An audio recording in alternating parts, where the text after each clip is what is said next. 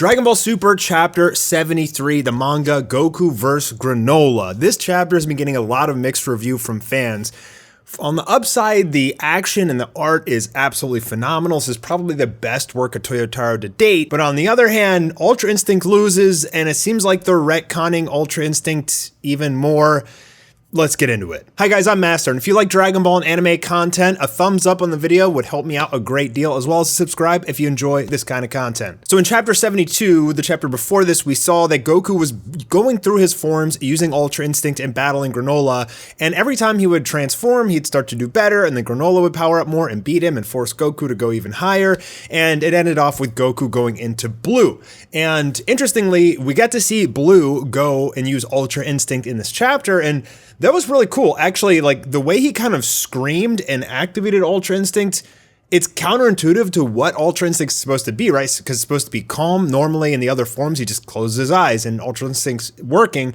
But in this chapter, he lets out this like big roar, and Granola even says, your blood flow and the movement of your cells has changed. So we didn't know this. This is a new tidbit of information that we never got before, that when Goku was using Ultra Instinct, the movement of his cells, like Ultra Instinct is a cellular level technique. So his body is moving on its own, but it's almost like every cell in his body like has its own brain or something like that. I guess that's kind of neat. It's changing his physical anatomy. And of course, as soon as he turns on Blue with Ultra Instinct, he starts to win again. But as they go in for a trade blow, we get this really cool choreography of Goku basically like flying into Granola right in his face with a point blank Kamehameha, but Granola countered by hitting him at a vital point in the back of his neck at the same time. So they pretty much took each other out, but Granola was still the victor there. And then Granola uses another technique, I guess. It's kind of like Moro's technique where, and Goku even says that in this chapter, where he like bursts all this energy out of the ground, forcing Goku to use instant transmission, instantaneous movement, and get away to where Vegeta is, where Vegeta tells him about the Cerealians and the whole backstory there. So when Goku figures out the backstory, he tries to communicate and talk with Granola, but Granola's not having it. So Goku knows that the only way I'm going to get this guy to listen, that we're not enemies, is to beat him down. And so that forces Goku to ultimately turn into max form Ultra Instinct, in which he kicks the living crap out of Granola. But then we find out that another technique with Granola's is that he can make a clone of himself. Presumably, I'd say the clone is probably something like 25% of his power, right? Like if his full body 75%, 25% was going up against Goku in that clone the whole time. Because as soon as the real Granola comes out, he just kind of like jabs Goku in the heart and then 1-inch punches him, and he falls out of Ultra Instinct. But he was already out of Ultra Instinct. So this didn't make any sense to me, because this is what fans are really worried about here. They're like, did Ultra Instinct lose, or did Goku get caught off guard, or was it a stamina issue in Ultra Instinct? He gets hit, and by the time he's hit, he's already base form. So I don't know what that is. Maybe he ran out of stamina. Maybe that hit took him out of Ultra Instinct before the punch. I'm not really sure, but later on we see Granola say specifically, your accuracy drops over time in the silver-haired form. So as long as the counter to Ultra Instinct, as simple as it is, you just survive. You just wait it out. And what does that give Goku? Like a good 2 minutes, 3 minutes in Ultra Instinct. So the reason why this is a problem is because in the Moro arc, Goku didn't have that issue. He turned on Ultra Instinct, silver-haired form, as soon as Mirrors was erased, and he kept it on, and he didn't suffer any stamina issues whatsoever. So the whole point of the Moro arc was to give Goku access to the silver-haired form whenever he wants, and it was supposed to be the perfect form, right? So it didn't cause any stamina damage to his body or anything like that. No strain on his body. But then later on, Whis is like, oh yeah, and we talked about this a couple chapters ago. Goku started his training with Whis. Whis is like, yeah, the silver-haired form, save it as a last resort because it drains too much stamina. And they'll have Dragon Ball fans like scratching their heads because like 3 chapters ago, you said it was the perfect form and it doesn't have any flaws. So Ultra Instinct now is not the perfect form by any means. I guess it just completely drains Goku's energy, his stamina when he's in it, and if he doesn't finish the fight super fast, then he loses.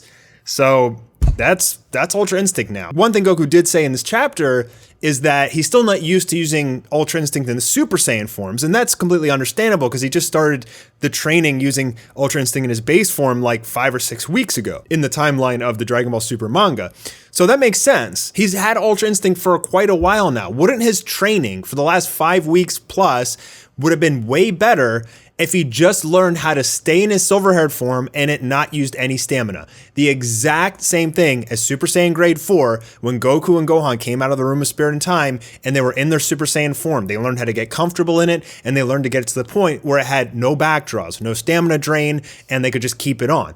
Wouldn't Goku's time have been spent doing that with Ultra Instinct silver-haired form? In addition, Mira said, Goku, when you learn Ultra Instinct, you won't lose to anyone. And he's losing to a guy who just wished to be the strongest. So, you know, that whole element is pretty weak. I kind of like what they're doing with the Ultra Instinct forms, allowing Goku to use them in his other Super Saiyan forms and get stronger. That way, it's a way that he can kind of evolve Ultra Instinct. And I do like that, but I just feel like, why was it so important for Goku to learn Ultra Instinct in his base form when the real issue is this stamina drain that came out of nowhere? I mean, it didn't technically come out of nowhere, but when he used Ultra Instinct Silverhaired form in the Tournament of Power, that's when he had the issue with the stamina. But then in the manga specifically, they said that when he got it versus Moro, it wasn't a problem anymore. He had perfected it. And if it's perfect, why is it hurting him so much? Does he need more training? Does he need a higher battle power or something so that Mastered Ultra Instinct doesn't wear him down so much? So I don't really know what's going on with that. But I want to know what you guys think in the comments below. I mean, I've been reading a lot of comments on Twitter and such, and people will defend Dragon Ball's writing like until the day they die. They'll never say like this is a plot hole or this is an issue or this is a retcon or anything like that. And I mean, don't get me wrong, I'm gonna love Dragon Ball forever, but like a lot of things they've done in this arc, and same thing with Moro arc, are just, it's a little bit wonky. I mean, it's hard to say otherwise. Like the first thing I saw when I made my previous video on Goku losing an Ultra Instinct, people were saying, oh, he didn't lose an Ultra Instinct, he just got caught off guard. But like, how is that even an excuse? Like, how many times does Goku have to get caught off guard before he should always have his guard up?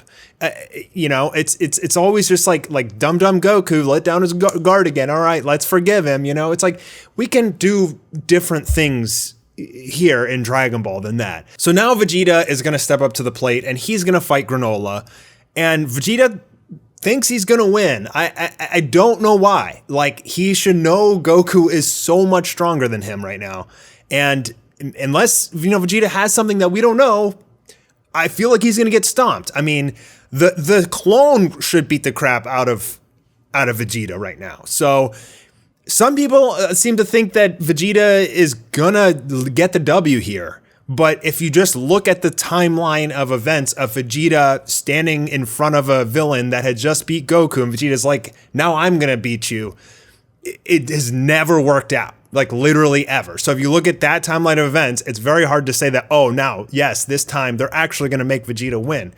I'd love Vegeta to win. I'd love to see some crazy Hakai powers come out, a purple-haired form, just anything. I just want Vegeta to get the dub. I mean, I think Dragon Ball fans in general do.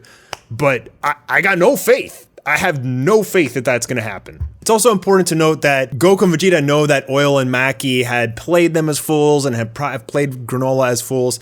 So it's still very popular that the fight gets interrupted at some point. It's still very possible in the next chapter, if say Vegeta loses, say Vegeta wins, the Cerealian Dragon will be called and the Heaters will make a wish to be even stronger than Granola, which I don't know if they can make that wish. Maybe the Cerealians are just that strong that their potential is that freaking strong. I mean, like, you know, if you wished for a human to get their full strength and potential of their whole life, like their power level is not going up past 10, bro. Like, I mean, how is Cerealian capable of that level of strength? I don't know. I mean, there's not really too much else to say because it was a combat chapter, but again, I do just want to praise Toyotaro. This is by far, in my opinion, the best artwork and paneling he's done. I mean, every shot is like some unique angle. The Ultra Instinct art and drawings of Goku like flipping around and everything was absolutely awesome. So, you know, that definitely kept my attention big time, and I love this.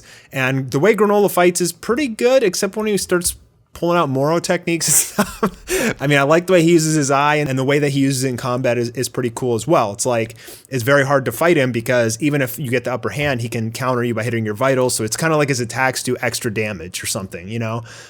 So I like the way that's written in. I mean, but just simply having such a high power level over Ultra Instinct, to me, doesn't really make that much sense. I mean, I think it would have been better writing if he wasn't as strong as Ultra Instinct, but his eye allowed him to beat Ultra Instinct, which then may have given Vegeta the chance. Next week, we got Vegeta versus Granola. So my money's on Granola, bro. Like, I don't know, but I want to know what you guys think. I'm sure there's tons of fans out there that are like, oh, this is Vegeta's time. You know, Vegeta's going to get it. But who knows? Poor Vegeta's going to get smacked in the dirt, I think. All right, guys, I'm Mastar, and I'll see you on the next video. Peace.